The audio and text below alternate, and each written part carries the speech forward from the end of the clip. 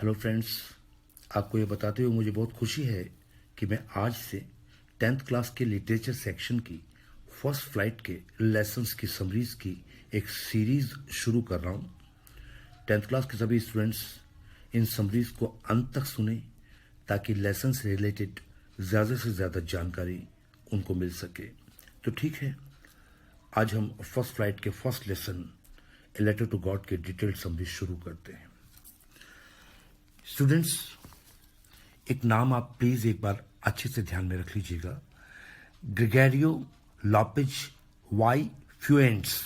एक बार फिर से मैं रिपीट कर देता हूं, ग्रेगोरियो लोपेज वाई फ्यूएंट्स। ये नाम है ए लेटर टू गॉड के ऑथर का, जो कि एक मैक्सिकन नॉवेलिस्ट थे। 17 नवंबर 1895 में इनका जन्म हुआ और इनकी जो मृत्यु हुई थी वो 10 दिसंबर 1966 में मैक्सिको सिटी में हुई थी। इनकी डेथ कैंसर से हुई थी। स्टूडेंट्स, जीएल फ्यूएंट्स का ज्यादातर समय अपने पिता के साथ उनके जनरल स्टोर पर बीता, जहां वे अनेकों भारतीयों, किसानों एवं मजदूरों के संपर्क में आए, जिनके जीवन को उन्होंने बहुत अच्छी तरह से अपने उपन्यासों में, अपने स्टोरीज में दर्शाया है।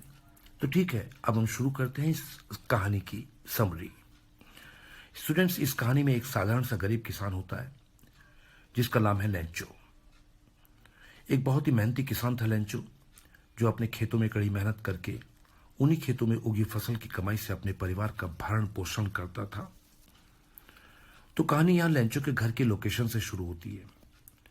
लेंचो का एक घाटी में एक अकेला घर था, जो कि एक नीची पहाड़ी की एक ऊंची चोटी पर स्थित था। लेंचो वहीं से आते जाते लोगों को, पास में बहती हुई एक नदी को और चारों ओर फैले हुए अपने खेतों को आराम से देख सकता था। लेंचो अपने उस वर्ष की फसल को देखकर बहुत खुश था। वो शाम का समय था। लेंचो की पत्नी शाम का खाना बना रही थी।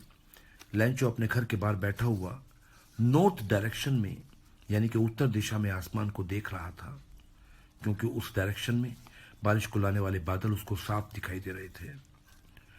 बादलों को देखकर लेंचो बहुत खुश हुआ, क्योंकि इस साल उसकी फसल तो बहुत अच्छी हुई थी, परंतु उसको पानी की बहुत जरूरत थी। लेंचो ने आकाश की ओर देखते हुए अपनी पत्नी को बताया कि आज बारिश के बहुत अच्छे आसार बन रहे हैं। ईश्वर ने चाहा तो आज हम एक बहुत अच्छी वर्षा के दर्शन करेंगे। आज बहुत अच्छी वर्षा होने के आसार हैं।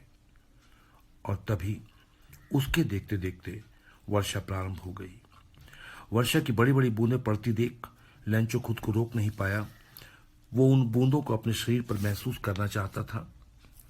बहुत खुश था लेंचो बारिश को देखकर। बारिश की बूंदों को अपने शरीर पर महसूस करते हुए उसने अपने बच्चों को बताया, These aren't raindrops falling from the sky. They are new coins. The big coins are 10 pesos and the little ones are 5s. यहां मैं आपको बताता चलूं कि जो पीसोस जो है, ये एक मैक्सिकन करेंसी का नाम है। तो यहां वो कहता है कि ये आकाश से गिरती हुई वर्षा की बूंदें नहीं है, बल्कि ये नए नए सिक्के हैं जो बरस रहे हैं ऊपर आसमान से। वो कहता है कि ये जो बड़ी बूंदें हैं ये 10 पीसोस की हैं और छोटी बूंदें 5 पीसोस की हैं। अर्थात वो उस कमाई का अंदाजा लगा रहा था जो इस बारिश के बाद उसको मिलने वाली थी। सचमुच बहुत खुश था लेंचो। लेकिन तभी वो कहते हैं ना कि दाता के मन और है, बंदे के कुछ और। God doesn't think as a human being. ईश्वर कभी इंसान की तरह से नहीं सोचता। अचानक ही लेंचो की सारी खुशियां ताश के पत्तों की तरह धराशायी हो गई। His dreams totally got shattered। जहां बारिश की बूंदें पड़ रही थी, अब वहीं बड़े बड़े ओले पड़ने लगे थे और देखते देखते लेंचो के चारों तरफ के फैले खेतों में जैसे नमक सा बिछ गया था। लेंचो की लहलहाती फसल सफेद बर्फ की चादर से ढक चुकी थी। उसकी सारी फसल पूरी तरह से खत्म हो चुकी थी, नष्ट हो चुकी थी। लेंचो का दिल डूब गया, बहुत उदास हो गया वो। उसके चारों तरफ जैसे दर्द का एक अंधेरा सा छा गया था। लेंचो ने अपने मन ही मन सोचा कि इस वर्ष वो और उसका परिवार शायद भूखा ही रहेगा। यहां तक कि अगली फसल को बोने के लिए भी उसके पास कोई बीज भी नहीं होगा। लेकिन इसी बीच लेंचो ने खुद को संभाला। उसके पास अभी भी एक आशा की किरण मौजूद थी, एक उम्मीद थी उसे, और वो उम्मीद थी गॉड की पावर, परमात्मा की शक्ति, जो उसकी एक अकेली आस थी। वो मानता था कि परमात्मा के होते हुए कभी कोई भूखा नहीं मर सकता। लेंचो को ईश्वर पर बहुत विश्वास था और अपने इसी विश्वास के भरोसे अगले संडे में वो नजदीक के एक डाकखाने में गया और वहां जाकर उसने परमात्मा को अपनी सारी परेशानी लिखकर अंत में परमात्मा से उसके पास में 100 पीसों भेजने के लिए एक लेटर लिखा और उस लेटर पर पते के रूप में परमात्मा लिखा, गॉड। अगले दिन डाकखाने के एक कर्मचारी ने उस लेटर को अपने पोस्ट मास्टर को दिखाया। पोस्ट मास्टर ने जैसे ही उस लेटर पर लिखे हुए एड्रेस को देखा, वो जोर जोर से हंसने लगा। लेकिन अचानक ही उसकी हंसी रुक गई और वो पोस्ट मास्टर उस लेटर भेजने वाले के विश्वास को देखकर बहुत प्रभावित हुआ। पोस्ट मास्टर ने मन ही मन सोचा कि काश उसका भी परमात्मा में ऐसा ही विश्वास होता। तभी उस पोस्ट मास्टर के मन में एक विचार आया कि क्यों ना इस पत्र का उत्तर दिया जाए। ये सोचकर जब उसने वो पत्र खोला और पढ़ा तो उसने पाया कि लेटर भेजने वालों को तो भगवान से पैसे चाहिए थे। वो पोस्ट मास्टर उस लेटर भेजने वाले का परमात्मा पर से विश्वास तोड़ना नहीं चाहता था। इसलिए उसने डाकखाने के सभी कर्मचारियों से उस पत्र भेजने वाले के लिए थोड़ा थोड़ा सा पैसा देने को कहा। लेकिन वो मात्र 70 पीसों ही इकट्ठे कर पाया। उस पोस्ट मास्टर ने वो सारा इकट्ठा पैसा एक लिफाफे में डाला और उसके ऊपर लेंचो का पता लिख दिया। साथ ही उसने अपने सिग्नेचर के रूप में सिर्फ एक नाम लिखा, गॉड, परमात्मा। अगले दिन लेंचो फिर डाकखाने गया। उसने पूछा कि क्या उसके नाम कोई लेटर आया है, तो उसको उस कर्मचारी के द्वारा वो लिफाफा दे दिया जाता है। लेंचो ने उस लिफाफे में मौजूद पैसों को देखकर कोई खुशी या कोई आश्चर्य नहीं दिखाया। जानते हो क्यों? क्योंकि उसको तो विश्वास था कि ईश्वर को उसको पैसा तो भेजना ही था, वो ईश्वर की जिम्मेदारी थी। लेकिन जब लेंचो ने लिफाफा खोलकर वे पैसे गिने तो उसको बहुत गुस्सा आ गया। जानते हो क्यों? क्यों आया उसे गुस्सा?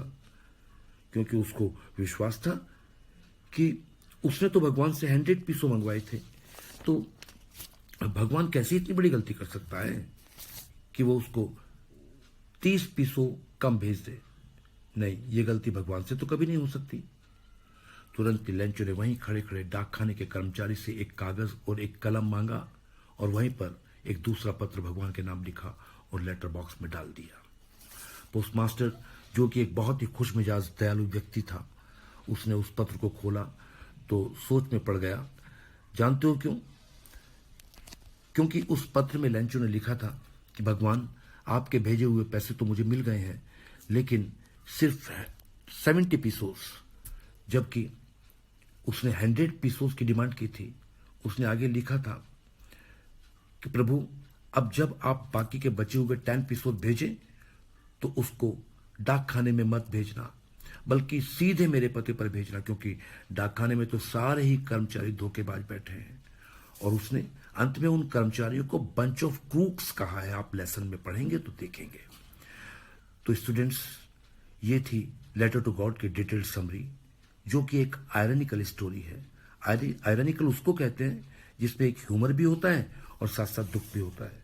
तो साथियों, अंत में मैं आपसे रिक्वेस्ट करूंगा कि यदि आपको ये वीडियो पसंद आए तो आप मेरा चैनल सोशल लिटरेरी स्टंप जरूर सब्सक्राइब करें, लाइक करें और आगे अपने मित्रों को शेयर करें, ताकि वे भी इस चैनल से जुड़कर लाभ उठा सकें। आपके कमेंट्स मुझे और बेहतर अच्छा करने के लिए प्रेरित करेंगे। धन्यवाद। अब मैं आपसे अपने नेक्स्ट वीडियो के साथ मिलूंगा। अखिलेश पंडित।